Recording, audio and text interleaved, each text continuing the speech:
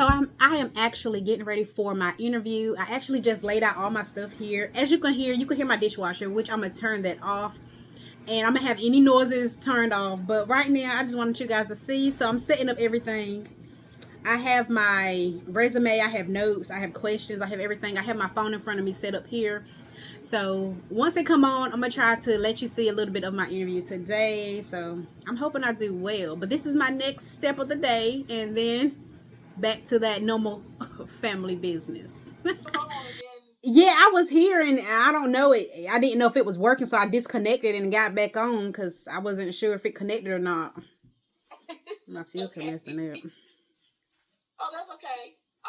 So I'm Tamika. I'm the regional manager, and this is Cheryl, one of my many amazing supervisors that's on our team. And we appreciate you meeting with us today. This is for our Coder One position. And so, why don't you start by telling us a little bit about yourself?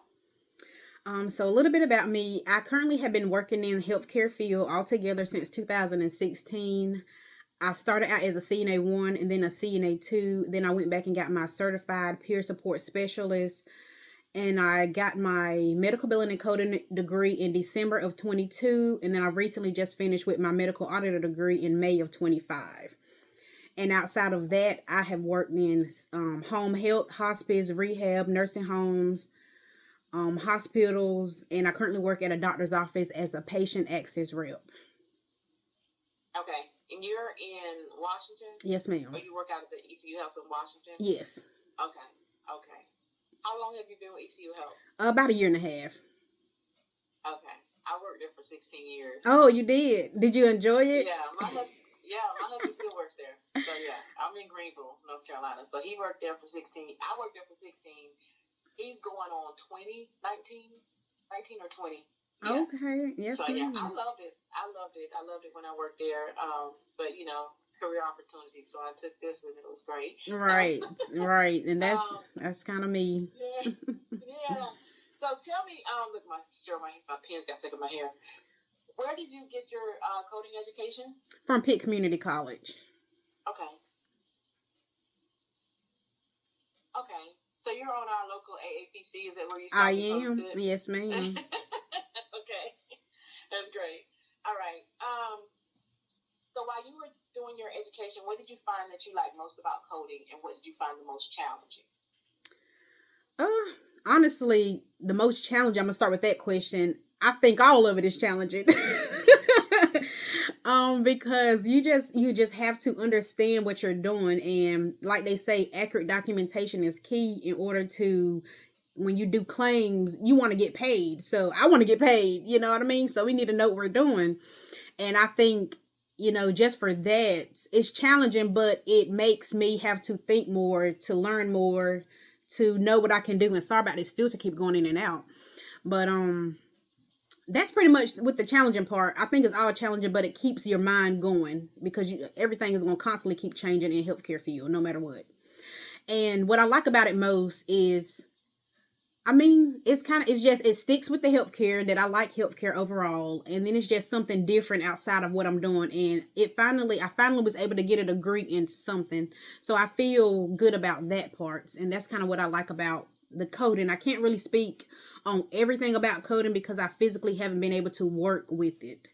But during the courses, it was challenging, but I still was able to get through it. Okay. And so what made you do auditing as well? For auditing, I actually just decided to get another degree in auditing, and it's like it's another step forward. With once I get the experience with coding, I'll be able to audit reports and understand what I'm doing there. And it's just kind of like you say, a career advancement. Just Okay. once you get the experience, you'll be able to move forward. Okay. And to have different backgrounds versus just, okay, I'm a patient access rep. That's not something I want to do forever, but I want to be able to expand my career by having opportunities, having options. Okay. And so with the coding auditing, because I'm an auditor too, um, when you have documentation that it's not clear, what was your directive in your auditing education? Well, if you have something that's not clear, they normally say you can query the provider, whoever is over it, to find out get clarification on something that is unclear, or if something is like wrong when it comes to insurance verification. If you're looking at that, if like the name appears different, you have to ask the patient, call the patient, or find out is what the information is. Kind of like we had a situation like that in my job with the name being different because they got married and they did not change on the insurance card, so it was denied. Okay. So. And so, what are your short term and long term goals in your career? In my career, I guess currently a long term goal for me would be to get a career in the field that I, got my degree in. I want to be able to find a company that I could work for long term and not like job hop from here to here just to make it. And a short term goal would just be to get the knowledge, the skills to be able to, get into the career field, just gain what I need to know, pick back up the skills that I learned then and just put them to work now. Okay. So with our coder ones and we have coder ones and coder twos. Our coders sometimes have to engage with the providers. There's sometimes meetings that they have to go in, but we do send the supervisors in with them for support. We don't send a coder in by themselves. In that respect, are you good with communication? If you have to communicate or give education to a provider, I know you have auditing, so you know that in that educational field, they told you that sometimes what you have to do is communicate with providers regarding things that are not coded correctly or how they are documenting. Is that something that you're okay doing?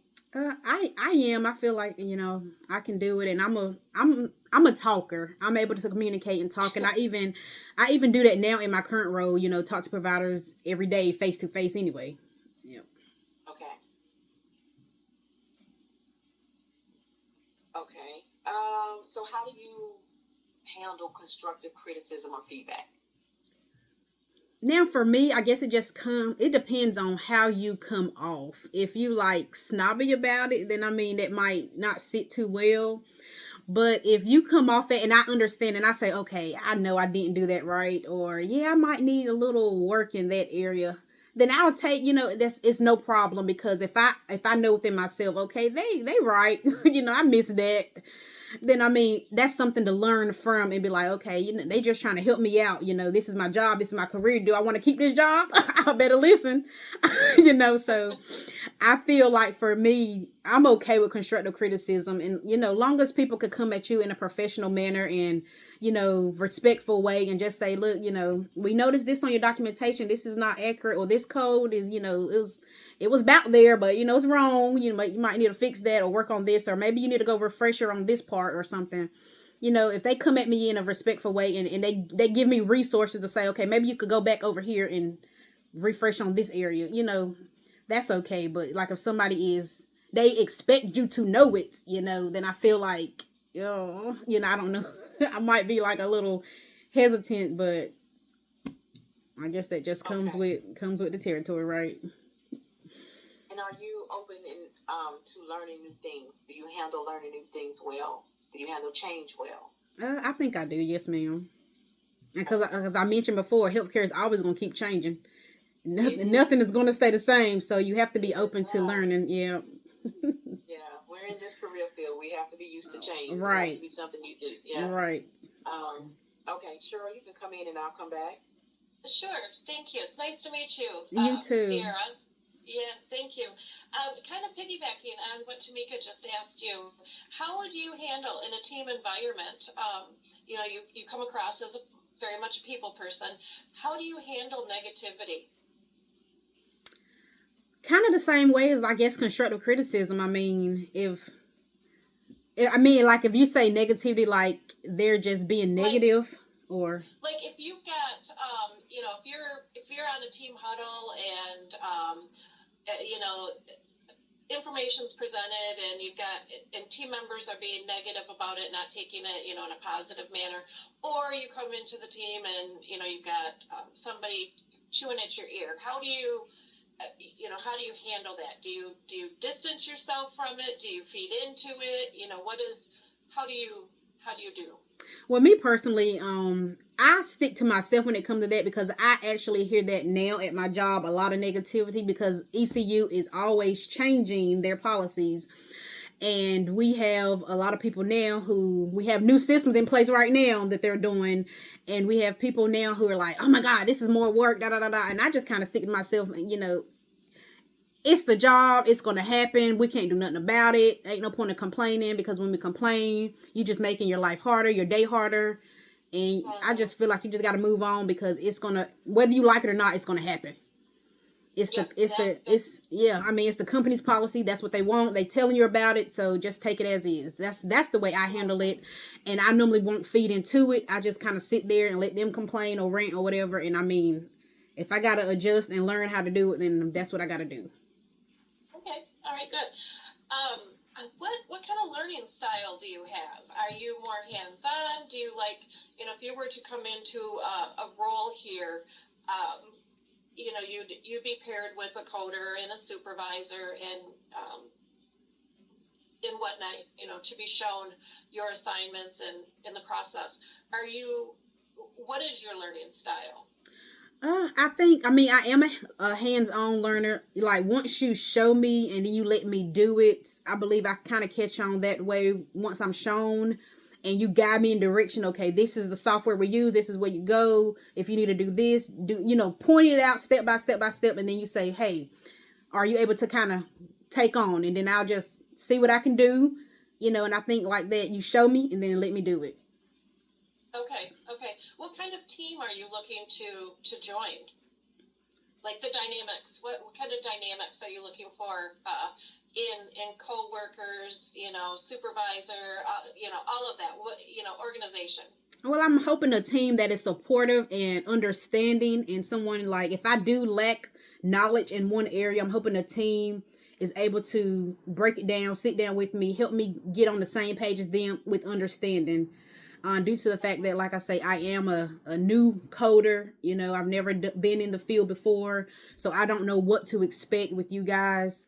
But I'm just hoping that, they would be able to show me the ropes, tell me what I need to do to be successful within the company.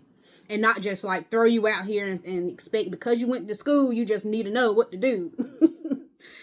And I'm hoping it wouldn't be that way. Yes, ma'am. Yes. And then my last question, in school, be it in your coding program or the auditor program, did you work with any end coders, like 3M, FinThrive, Codify? Were you introduced to Codify, or did you use primary books? Codify, okay. Codify and primary books, and I do have it, because I didn't mention that too, but I have experience with like the regular EHR system with Epic, and through my job now. But yes, it was Codify. Okay. Thank you. Yes, ma'am. That's all I've got for now. Okay. Yeah, I was here to say she should have Epic. If she's at ECU, she's got Epic. Yes, ma'am. Yeah. They've been Epic for a minute. Do you have a designated workspace to maintain HIPAA compliance?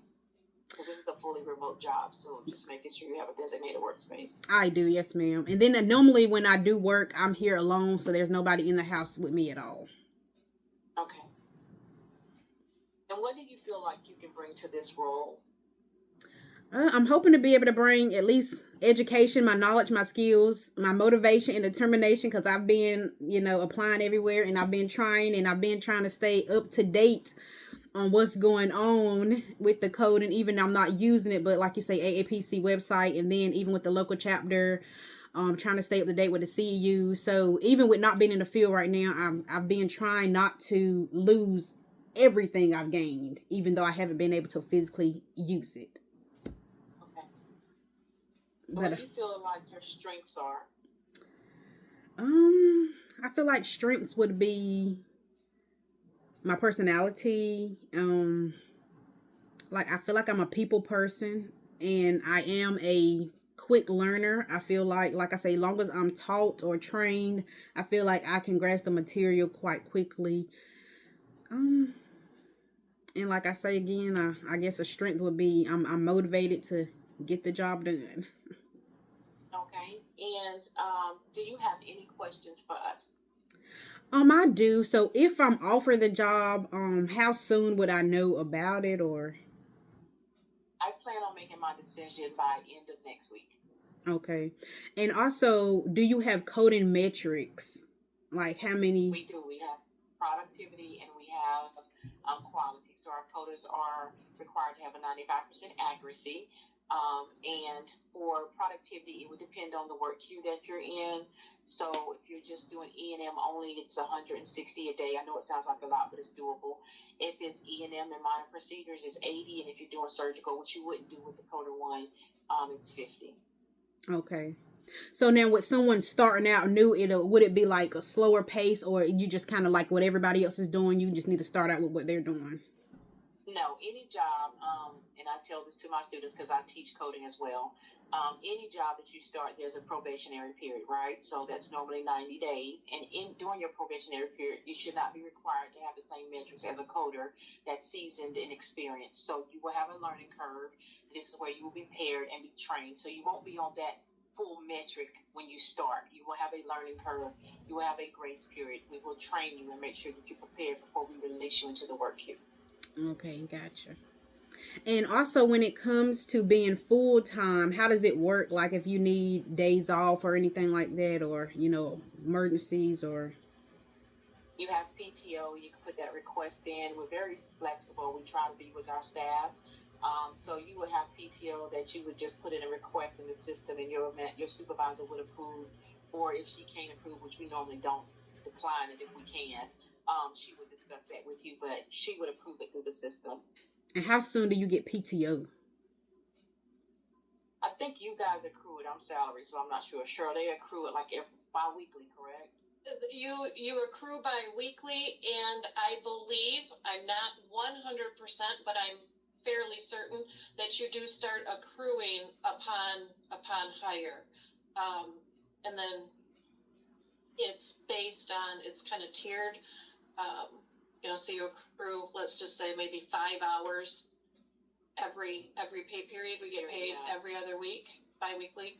It's kind of similar to ECU with the accrual. I know you guys are changing too, because I think you guys are going to the system that we have where you cap out at like 360. I think they're changing that for ECU too, because like I said, my husband's there. So they do that here too. We cap out at, I think, 360? I'm 360, yeah. Yeah. So we cap out at that, but you will accrue it. But I will say that if you are chosen, the HR person that reaches out to you can answer all of your questions more specifically based on like pay and time and all of that stuff. Okay. I did think of one question though, Sierra, not trying to interrupt, but just thinking about it as you're asking these questions. Do you have any schedule restrictions? We have coders. Obviously, we work 7 days a week. Not everybody works 7 days a week. No, but we have coders working 7 days a week. Some coders work a weekend shift and have a partial day off during the week. Some coders work split shifts.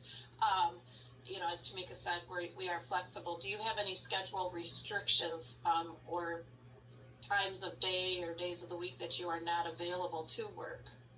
Well, I wouldn't say restrictions. I'm hoping to be able to get like a Monday through Friday 8 to 5 or something like that type role, because I do have small kids and they do have to be picked up from daycare by 5, and that's why I was asking about how that works, because my daughter does have speech appointments that literally just starts next week. So I'm just hoping to be able to, if I'm off the job, I could get time to be able to take her to her speech therapies and stuff like that. But other than that, yeah. I don't have any restrictions. If you're off of the job, we normally work where we do have parents that have to make appointments and stuff, so we do work with you all on that. Okay, yes, ma'am. Yeah, that's all I was worried about, because she just got approved for it, and her first appointment would be next week, so I didn't want her not to be able to make it to her speech. But other than that, that's it. Okay. Well, we appreciate your time. If you're chosen, you'll know more than likely by next Friday. If not, it'll be the following Monday, depending on my schedule Friday. But I'm trying to make my decision by next Friday. So between Friday and maybe next Monday, I'll reach out to HR and let them know who I've chosen for this position. But we appreciate you meeting with us today. Yes, ma'am. And I thank you for your time. You too. Thank you. And I had one more question. So, Okay. oh, my last question: do you so are you only looking for one person for your role, or did you have more than one position? We have a few positions. Oh, a few. Okay, 'cause I was like, oh God, one. No, we have And a few positions. We have a big team. We have about 60 coders right now. So I'm looking for about 2 or 3 coder ones right now. okay, and pretty much, are you willing, like, because somebody has no experience at all? I mean, I think that's a big thing for me too. A lot of people turn you down because you say I have no experience, but I mean, I feel like, how could I get My out? coder ones, I don't require experience. Experience, okay, and I'm I know just that you guys are fresh out of learning. So my coder one positions, I don't. That's not a factor in my decision. okay. I was like, oh, but Okay. I hope I get a good response. That's all I'm gonna say. But I thank you for your time either way. Thank you. I appreciate it. Thank you. Have Thank a good you. day. You too. Bye bye. Bye Thank bye. you. Bye bye.